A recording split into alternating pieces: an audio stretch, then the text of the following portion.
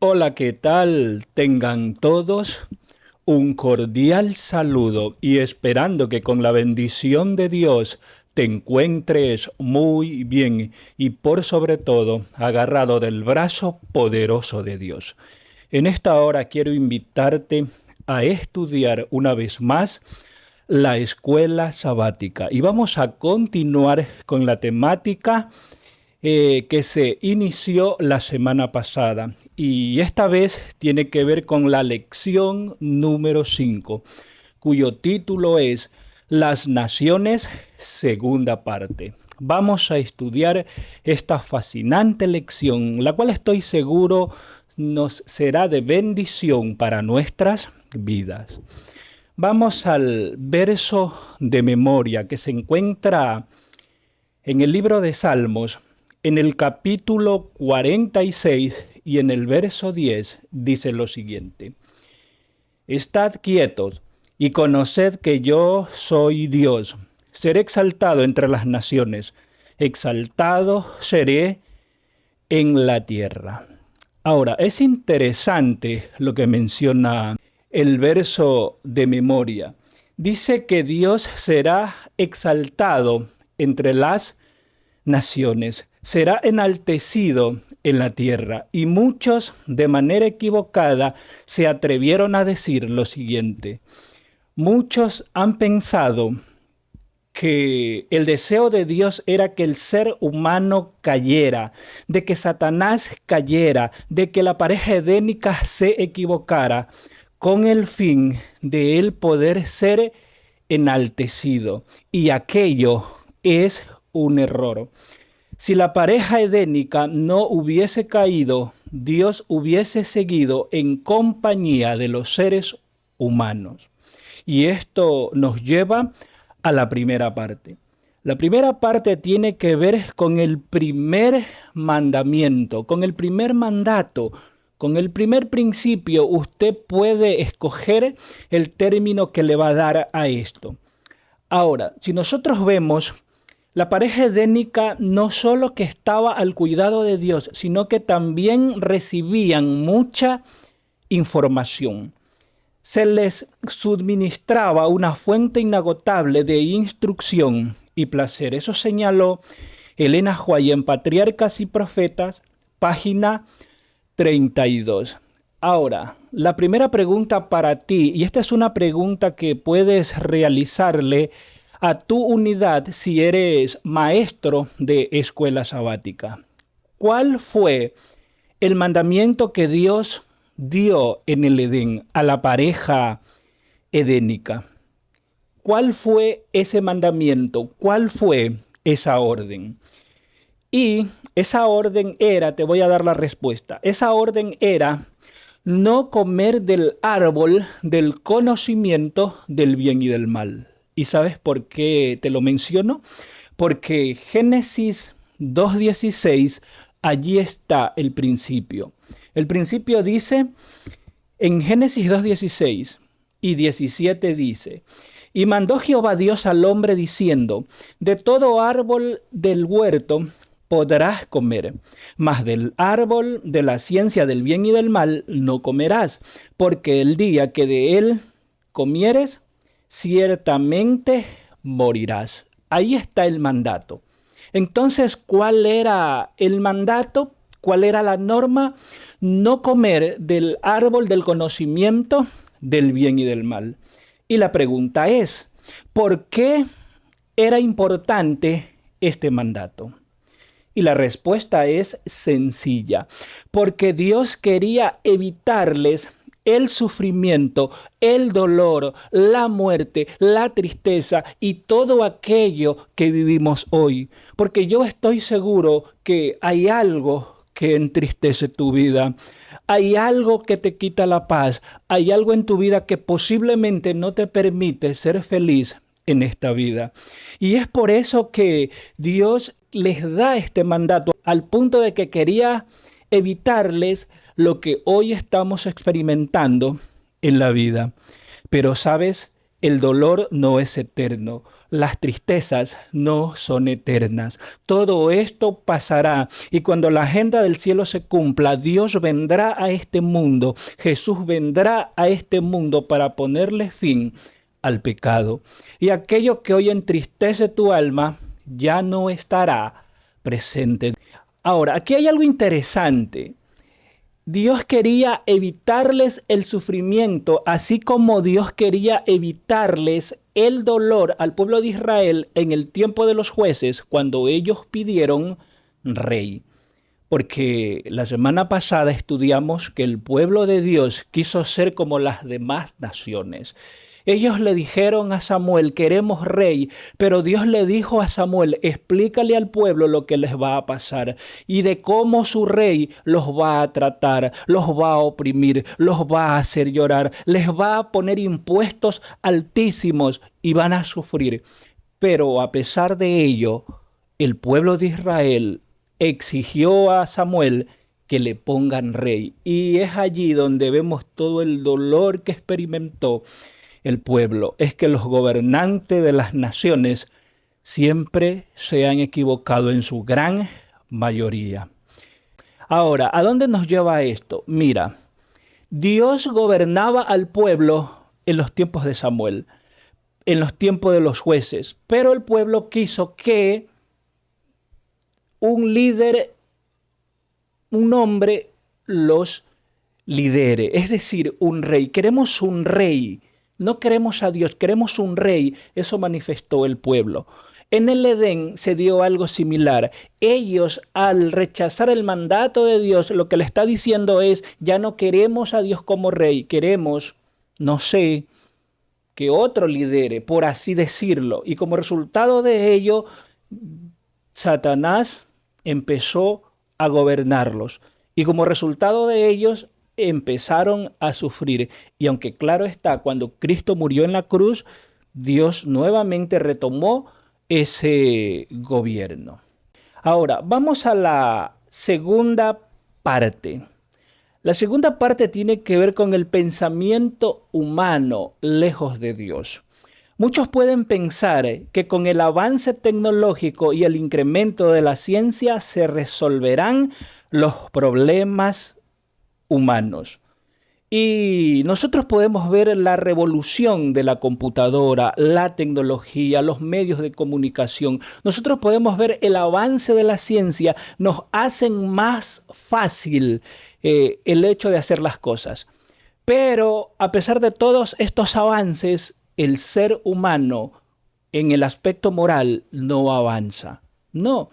Ahora, hablando de los pensadores, Charles Darwin y otros pensadores trataron de convencernos de que el ser humano está evolucionando, incluso biológicamente y socialmente, pero como ya se dijo antes, moralmente el ser humano se vive degradando. Y esto lo podemos ver en la imagen que vio Nabucodonosor en su sueño que presenta en Daniel capítulo 2.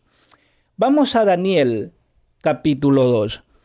En el libro de Daniel, en el capítulo 2 y en el verso 32, ahí aparece lo que se da a conocer en la historia de este mundo como el surgimiento y la caída de los imperios.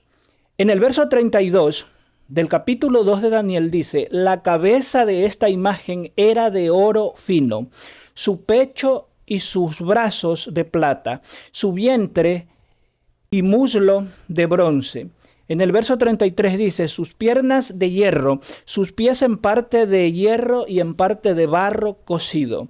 Entonces aquí estamos mirando la imagen de distintos metales que soñó Nabucodonosor. Es que Nabucodonosor hubo un momento, él dirigía a Babilonia y a su mente vinieron pensamientos, bueno, ¿y qué va a pasar con mi reino? Y cuando él se fue a acostar, Dios le envió un sueño. Pero el mismo Dios hizo que él olvide el sueño y es allí donde aparece el profeta Daniel para explicar la profecía bíblica. Y esta imagen, la que vio Nabucodonosor de los distintos metales es la misma profecía que aparece en Daniel capítulo 7. Y más adelante vamos a ver esta misma profecía que está representada ahora no con una imagen de distintos metales, sino que aparecen una serie de bestias en Daniel capítulo 7. Ahora, hablemos de los distintos metales y a los reinos que corresponden. Por ejemplo, el oro representaba a León, que fue el imperio de Babilonia. La plata representaba a Media y a Persia. El bronce representaba a Grecia. Y las piernas de hierro representaron a Roma imperial. Ahora, hablando de los pies en parte de hierro y en parte de barro, aquí estamos viendo que representa a Roma papal. Y todo esto se conoce como el surgimiento y la caída de los imperios. Y sus metales se degradan por el tipo de gobernantes que tuvieron. Es decir, Dios les hizo un llamado a todos estos gobernantes. Pero por el pensar que ellos tenían, los imperios, con el pasar del tiempo, los siguientes reinos se iban degradando. Y si nosotros nos damos cuenta, el oro tiene más valor que la plata tiene más valor que el bronce y así sucesivamente. Esto nos muestra la degradación del ser humano, la degradación de las naciones, porque eso es lo que estamos estudiando, ¿verdad? Eso es lo que estamos estudiando, que tiene que ver con las naciones. Ahora, en el capítulo 7, Dios les muestra el mismo patrón, el surgimiento y la caída de los imperios.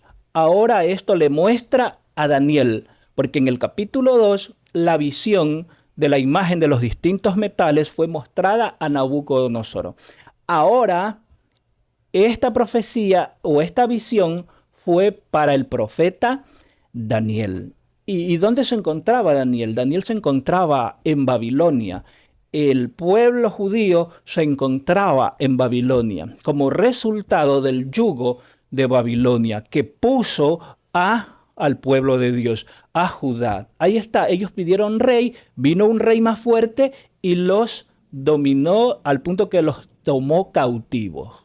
Así sucede cuando no es Dios quien dirige nuestras vidas. Así sucede, nos va mal en la vida. Ahora, miremos las bestias de Daniel 7, que es lo mismo que se presenta en Daniel 2. Que es la imagen de los distintos metales. Vamos a Daniel capítulo 7 y vamos a ver el verso 4. En el verso 4 dice que la primera bestia era como un león. Y nosotros sabemos que el término bestia representa a un reino. Ya, el verso 4 dice que la primera era como un león. Y sabemos que ese león es Babilonia. El verso 32 de Daniel 2 dice, es la cabeza de oro de la imagen de los distintos metales. Ahora vamos a Daniel 7:5. La segunda bestia era como un oso. Ese oso estaba así. Un lado estaba más alto porque era un imperio conformado por dos reinos y uno de los reinos era más fuerte. Les estoy hablando del reino de Media y Persia. En la imagen de Daniel 2, en el verso 32, dice, son sus pechos y sus brazos de plata de la imagen que representa a Media y Persia. Volvamos a Daniel capítulo 7, verso 6.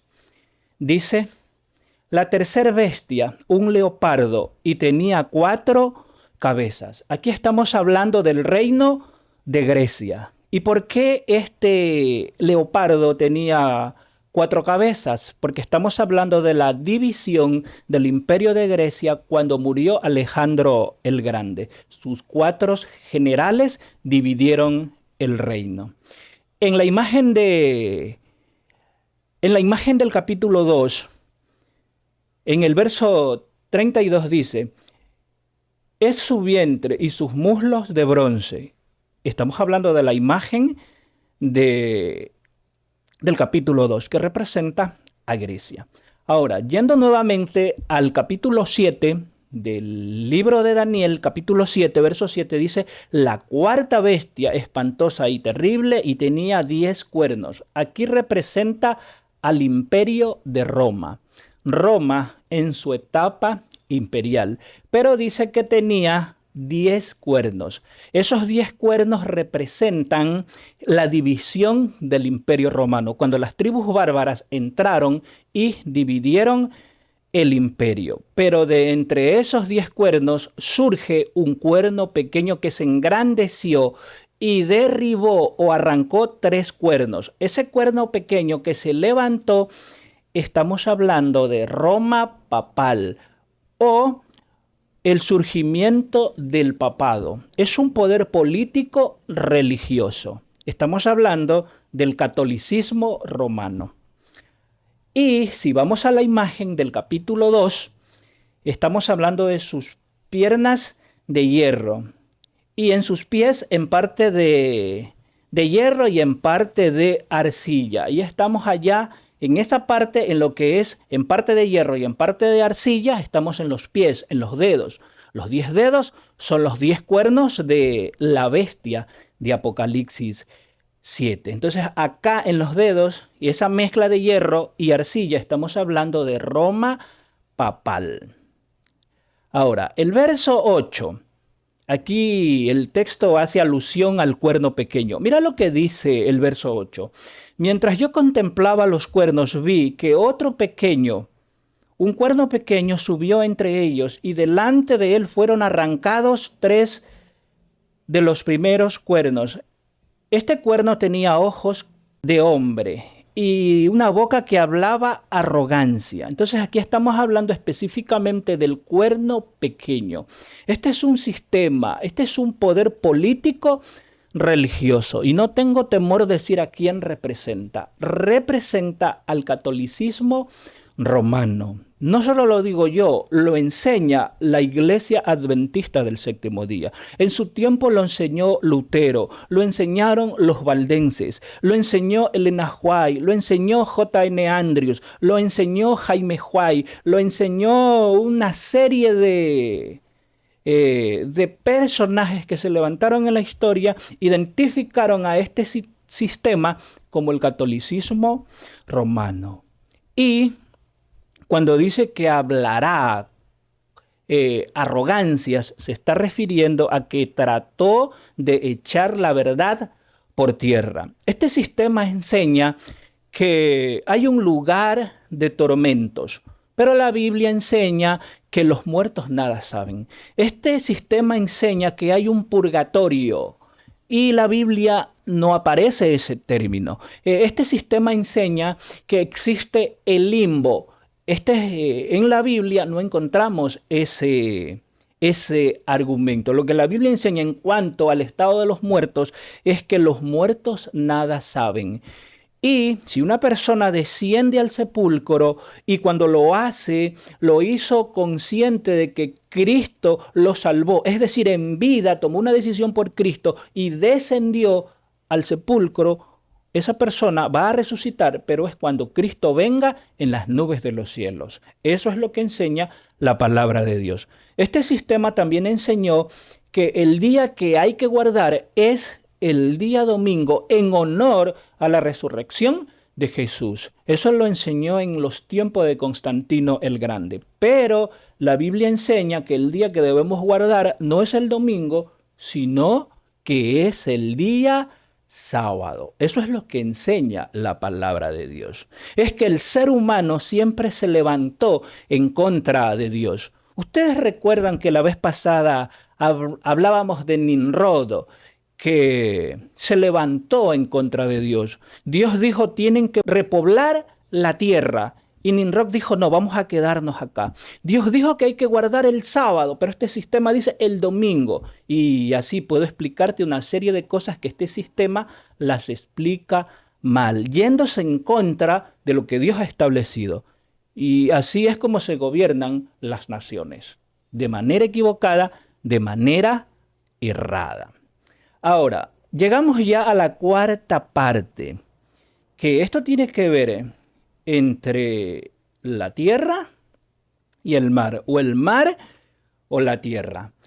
Vamos a Apocalipsis capítulo 13 y el verso 1. En el verso 1 dice: me paré sobre la arena del mar y vi subir del mar una bestia que tenía 7 cabezas y 10 cuernos, y sobre los cuernos 10 diademas, y sobre sus cabezas un nombre de blasfemia. El verso 2 dice: la bestia que vi era semejante a un leopardo, sus pies como de oso, su boca como boca de león, y el dragón le dio su poder, su trono y grande autoridad.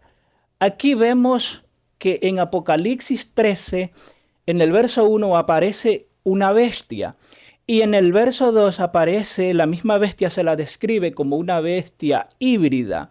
Recordemos que el Apocalipsis está escrito en un lenguaje simbólico. De hecho, esta es una alusión a lo que estamos estudiando. Aquí tengo el folleto de la escuela sabática y si puedes notar, aquí dice alusiones, imágenes y símbolos. Aquí vamos a tratar con los símbolos, pero no voy a profundizar tanto porque en sí el estudio no es presentar la profecía en su profundidad.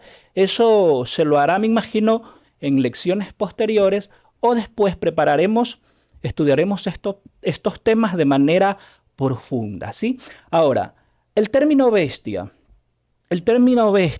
en el Apocalipsis representa a un reino. Y te lo voy a comprobar. Por ejemplo, en Daniel capítulo 7, verso 23 dice: y me dijo así, la cuarta bestia será un cuarto reino en la tierra. Ahí está toda la explicación. Pero esta bestia dice que sube, la primera bestia sube del mar. En Apocalipsis 17:15 dice: y me dijo también, las aguas que viste donde la ramera se sienta son pueblos, muchedumbres, naciones y lenguas. Esta bestia se levanta sobre un mar de muchedumbres, sobre un mar de naciones, sobre un mar de pueblos. Pero en Apocalipsis 13 también aparece otro sistema, dígase otra bestia, pero acá se la menciona como la tierra. Mira, en Apocalipsis 13 y el verso 11 dice: después vi otra bestia, es decir, otro reino, que subía de la tierra. Tenía 2 cuernos semejantes a los de un cordero, pero hablaba como dragón. Este es otro sistema, este es otra nación. Estamos hablando de la tierra. Este sistema se levanta en un lugar poco poblado, ¿ya? Estamos hablando de Norteamérica y estamos hablando de una nación protestante, de una nación. ¿Por qué? Porque dice que era semejante a un cordero. ¿Y el cordero es un símbolo de quién? Es un símbolo de Cristo. Estamos hablando de una nación cristiana, pero esta nación cristiana habla como dragón. Ahora, en la actualidad, este sistema, el poder civil y el poder religioso están separados. Es decir, que la iglesia no se mete en los asuntos del Estado y el Estado no se mete en los asuntos de la iglesia. Pero va a haber un momento en que va a haber una unión. Y es allí donde hablará como dragón. Y en la Biblia el dragón es un símbolo de Satanás. ¿Y cuándo se dará esto? Cuando su sistema legislativo apruebe leyes que se van en contra del cristianismo. Allí hablará como dragón. Incluso este sistema tendrá poder para quitar la vida a las masas. De hecho, el verso 15 dice: y se le permitió infundir aliento a la imagen de la primera bestia para que la imagen pudiera hablar y dar muerte a todo el que no adore a la primera bestia. ¿Te das cuenta? Que ya acá aparece la segunda bestia metiéndose en asuntos de la religión. Y llegamos a la parte final. antes de explicar la parte final, dice que el dragón arrojó agua de su boca para tratar de ahogar a la mujer. Mujer en la Biblia es símbolo del pueblo de Dios, de la iglesia de Dios. Entonces el dragón trató de matar a la mujer arrojando agua de su boca. Es decir, las muchedumbres fueron a perseguir a la iglesia. Y aquí estamos hablando de las edades oscuras, de la Edad Media, de lo que hizo el catolicismo romano en lo que se conoce como el oficio de la Santa Inquisición. No sé si le estoy hablando a un católico, pero tienes que conocer esto. Pon en YouTube, infórmate y mira lo que es la Santa Inquisición. No me estoy metiendo con tu denominación, solo te estoy enseñando algo que posiblemente no conozcas. Ve, infórmate. ¿Ya? ¿Qué pasa? Pero dice que la tierra abrió su boca y tragó el agua. Significa que las personas que fueron perseguidas en Europa llegaron hasta América, donde se fundó lo que es Norteamérica, bajo los contextos de libertad religiosa. Pero la tierra que un día fue la tierra de la libertad, esa tierra se va a levantar para perseguir a los cristianos. Ahora sí llegamos a la parte final. En Apocalipsis capítulo 10, verso 9 dice: Fui al ángel y le pedí que me diese el librito y me dijo: toma, cómelo, será dulce como la miel en tu boca, pero te amargará el estómago.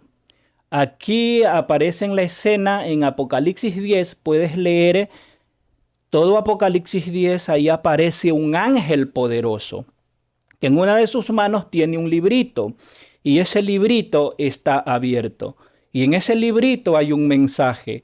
Y el ángel poderoso, un pie está en el mar y el otro pie está en la tierra. Significa que el mensaje que está en el librito es un mensaje universal, es un mensaje global, es un mensaje para todos, para naciones, pueblos y lenguas. Ahora, y aquí San Juan es el que ve la visión y se le dice a él que vaya donde el ángel y que le pida el libro y lo coma. Comerlo significa estudiarlo, predicarlo, ¿ya? Lo interesante es que el libro estaba abierto. ¿Por qué menciono que el libro estaba abierto? Porque este mismo libro aparece en el libro de Daniel. En el capítulo 12 y en el verso 4 dice: pero tú, Daniel, cierra las palabras y sella el libro hasta el tiempo del fin. Muchos correrán de aquí para allá y la ciencia aumentará. Acá el libro lo tiene Daniel y está cerrado. Es decir, que esa profecía, esa visión que recibió Daniel no era para su tiempo. Es por eso que a él se le ordena: sella el libro, porque no es para tu tiempo, eso es para el tiempo del fin. Y cuando volvemos acá a Juan se le ordena: come el libro. Y él comió el libro, él estudió el libro. Esto es un símbolo del movimiento milerita cuando empezó a estudiar las profecías bíblicas. Te estoy hablando del siglo XVIII. Hubo un gran movimiento que se levantó en Norteamérica que fue conocido como el movimiento milerita. Y este movimiento enseñó, por el estudio de las profecías, que Cristo vendría a este mundo en 1844. Pero hubo un detalle, que Cristo no vino. ¿Por qué no vino? Por una razón específica. Cuando el movimiento milerita estudió la cronología de las profecías, especialmente de las 2300 tardes y mañanas, él vio que al final de la profecía el santuario iba a ser purificado. Y él pensó que ese santuario era la tierra. Y él pensó que la purificación se iba a dar con fuego. Entonces él concluyó que era que Cristo venía a este mundo en 1844. Pero aunque la cronología estuvo correcta, lo que no estuvo correcta es el evento que él designó. No era que en 1844 Cristo vendría a esta tierra, sino que Cristo pasaba del lugar santo al lugar santísimo para iniciar lo que se conoce hoy en la historia de este mundo, sobre todo en el adventismo, como el comienzo del juicio investigador. Entonces, esto también más adelante, me imagino que lo vamos a estudiar en este folleto o en otros folletos que vengan. O si no, prepararé temas sobre el juicio investigador, aunque en mi canal de YouTube hay temas de estos. Puedes ingresar, puedes buscarme como Ricardo Merelo en YouTube y ahí podrás ver temas sobre el juicio investigador, donde doy explicaciones bien amplias, profundas y sencillas de cómo entender esta temática. Muy bien, entonces cuando acá en Apocalipsis 19 se le dice cómelo, te será dulce, la dulzura tiene que ver con la alegría que experimentó el movimiento milerita de saber que Cristo venía. Ya se explicó que Cristo no vino y es allí donde eso les causó amargura en el estómago. Pero ahora llegamos al verso 10. El verso 10 dice, entonces tomé el librito de la mano del ángel y lo comí. Y en mi boca fue dulce como la miel. Es la alegría que experimentó el movimiento milerita cuando pensaban que Cristo venía. Y ellos pensaban, bueno, Cristo viene para terminar con mi dolor, con mi tristeza, con mi sufrimiento. Fueron los momentos más lindos de la vida del movimiento milerita. Pero después que lo comí, fue amargo en mi estómago. Claro, Cristo no vino. Y eso se conoce en la historia de Norteamérica, dentro del contexto del adventismo, como el gran chasco. Como el gran chasco. Y a nosotros nos acusan de que somos herejes, nos acusan de que damos profecías falsas porque esto no se cumplió. Pero el ser humano hay algo que no entiende, que el ser humano se chasquea. Y si tienes dudas, puedes preguntarle a los discípulos.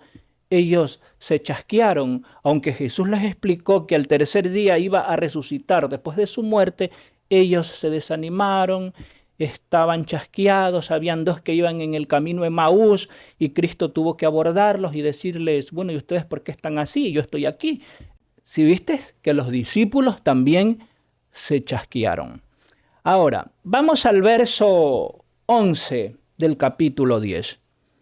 Y él me dijo, es necesario que profetices otra vez a muchos pueblos y naciones y lenguas y reyes. ¿Qué es lo que este verso está diciendo?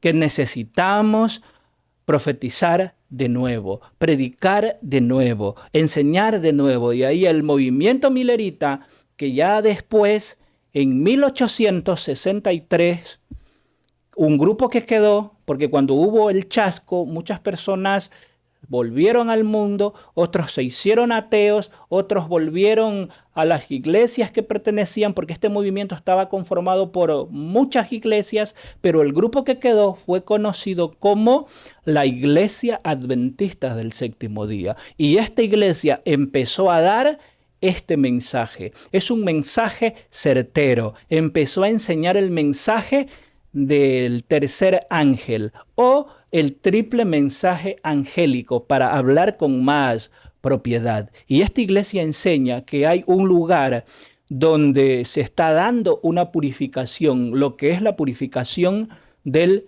santuario. Hay un juicio investigador que se está dando en este momento. Nuestras obras están siendo registradas allá en los atrios celestiales, especialmente en el lugar santísimo. Esta iglesia enseña que el sábado sigue vigente. Esta iglesia enseña que los muertos nada saben. Esta iglesia enseña el triple mensaje angélico. Esta iglesia enseña que el juicio investigador empezó en 1844 y ahí se está cumpliendo el verso 11.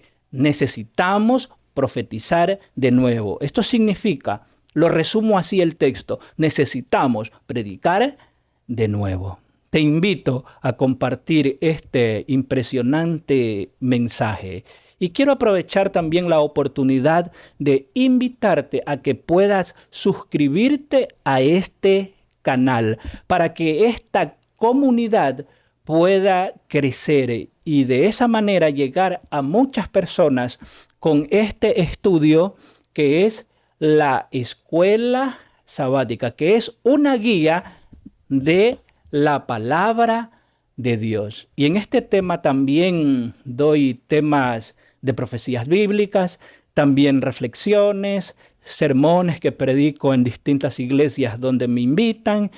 Muy pronto pienso también hacer apología. Entonces quiero invitarte a que te puedas suscribir a este canal para juntos poder crecer más y por sobre todo crecer en conocimiento, en gracia y llegar a la estatura de Cristo Jesús. Hermanos y amigos, que Dios los bendiga y que tenga un bonito día y hasta una próxima lección. Que Dios los bendiga.